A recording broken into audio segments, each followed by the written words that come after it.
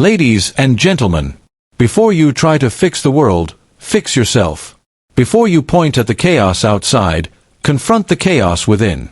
We are quick to demand change from others, but rarely do we pause to ask, am I the person I expect others to be?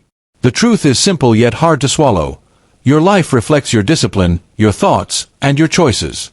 You cannot control the weather, the opinions of others, or the unfairness of fate, but you can control your response. That is where your power begins. Control what you can, accept what you can't. These words carry a quiet but unshakable power. They are not about giving up, nor about ignoring the world's problems. They are about freedom. The kind of freedom that begins when you stop trying to command what was never yours to command. The world moves with its own rhythm. People change, seasons shift, fortune turns. You cannot stop these tides. But you can choose how you stand in the current. That choice is yours, and it is the only thing that truly is. Most people spend their lives fighting the wind. They argue with reality, resist what has already happened, and waste their energy on things far beyond their reach.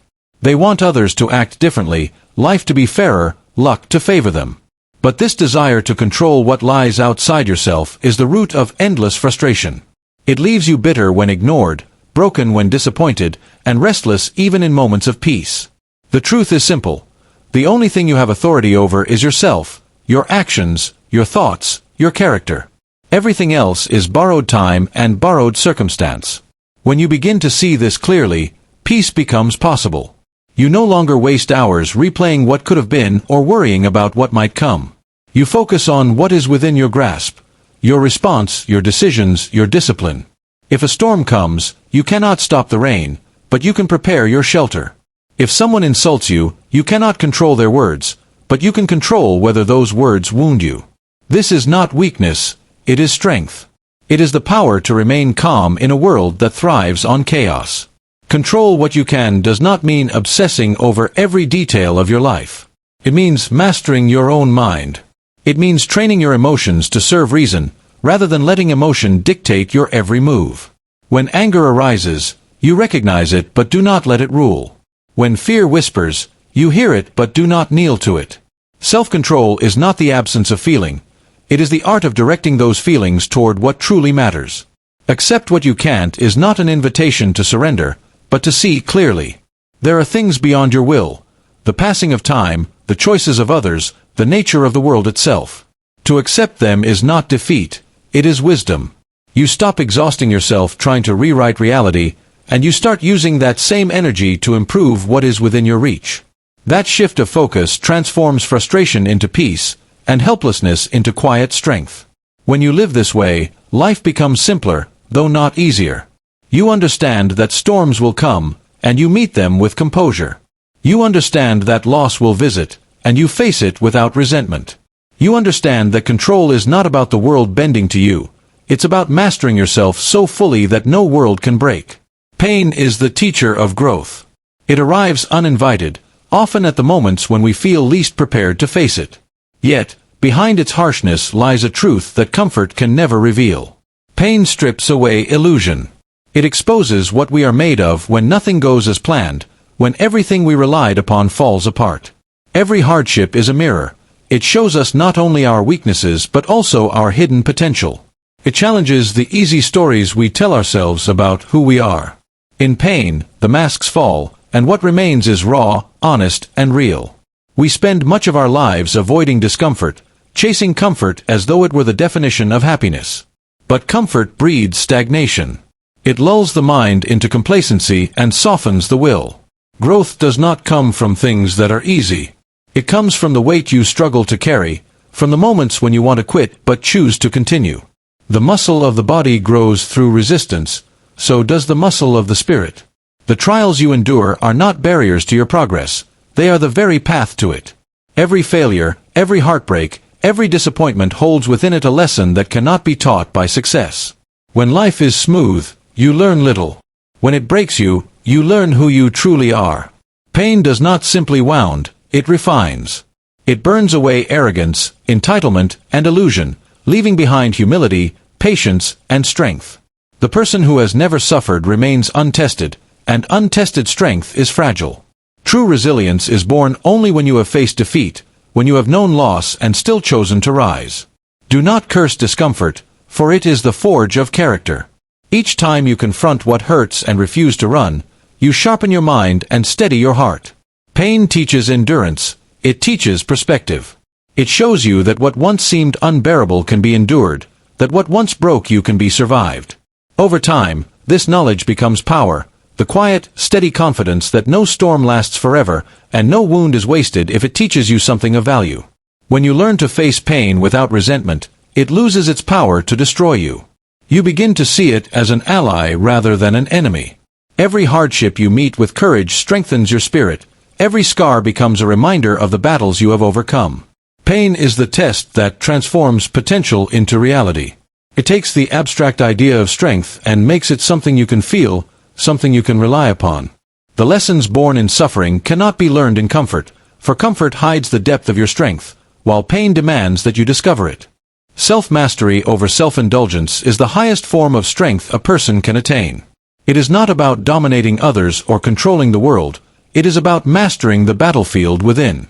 Every human being faces the same inner conflict, the struggle between what feels good and what is right, between impulse and discipline, between desire and duty. To govern oneself is to stand in the middle of that storm and remain unmoved, to make choices not ruled by fleeting emotions but guided by reason and principle. The person who achieves this balance is free, for they are no longer a slave to their cravings or fears. Self-indulgence is the easy path. It whispers promises of comfort, pleasure, and escape. It tempts the mind with the illusion that satisfaction lies in giving in to every urge, every distraction, every craving for validation or comfort. Yet, every indulgence strengthens the chains that bind the will. The more you surrender to impulse, the weaker your command over yourself becomes. The world is filled with noise that encourages indulgence, constant entertainment, endless comparison, the pursuit of approval. It takes strength to turn away from this noise, to seek stillness instead of stimulation, clarity instead of distraction. Self-mastery begins in small, unseen decisions. It is built in the moments when you choose discipline over desire, patience over impulse, silence over reaction. It is not a sudden transformation but a gradual shaping of the will. When you learn to say no to yourself, even in minor things, you train the mind to obey reason instead of emotion. The one who cannot command their own appetites can command nothing else. True freedom is not doing whatever you wish. It is having the power to refrain from doing what harms you. The greatest victories are invisible to others. They happen in silence, in the mind of a person who resists the urge to speak in anger, who rises to work when laziness calls, who remains calm when provoked.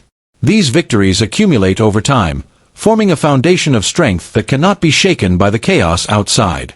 A disciplined mind does not react, it responds. It does not seek pleasure as its master, but uses pleasure as its servant. To master oneself is to live deliberately. It is to act with intention, not out of habit or impulse. The person who governs their emotions and desires cannot be easily manipulated, for they do not depend on external approval or comfort. They carry stability within themselves. In a world that glorifies indulgence, restraint becomes an act of courage. The individual who achieves self-mastery becomes like a steady flame in the wind, tested by every gust, yet never extinguished. Purpose gives power. It is the quiet force that turns ordinary existence into a meaningful journey. When a person acts with a clear sense of why they are living, the noise of the world fades, and what once seemed unbearable becomes endurable. Purpose gives direction to effort, form to struggle, and meaning to pain. Without it, even comfort feels empty. With it, even suffering can be transformed into strength. The human spirit can survive almost anything if it believes that what it endures serves something greater than itself. A person without purpose drifts like a ship without a rudder. Every wave feels like a crisis, every obstacle like a reason to turn back. Life becomes a cycle of chasing pleasure and avoiding discomfort, with no lasting fulfillment. Distraction becomes a way to escape the discomfort of meaninglessness. But when you know why you rise each day, every challenge becomes part of a larger design. You stop asking, "Why is this happening to me?" and begin to ask, "How can I use this?" That shift changes everything. Purpose transforms endurance from a burden into a discipline. Purpose is not something the world hands you. It is something you define through reflection and choice. It begins with honesty, facing who you are, what you value, and what you are willing to struggle for. It is not found in fleeting passions or external success, but in a deeper understanding of what gives your actions weight. Once you discover it, your energy becomes focused, and your priorities become clear. You no longer waste yourself on what does not serve your direction. The same hours, the same difficulties, the same world, all look different when seen through the lens of purpose. When life tests you, purpose becomes your anchor. It gives you the strength to stand firm when circumstances turn against you. The person who knows their purpose does not crumble in adversity because their effort is not tied to ease but to meaning.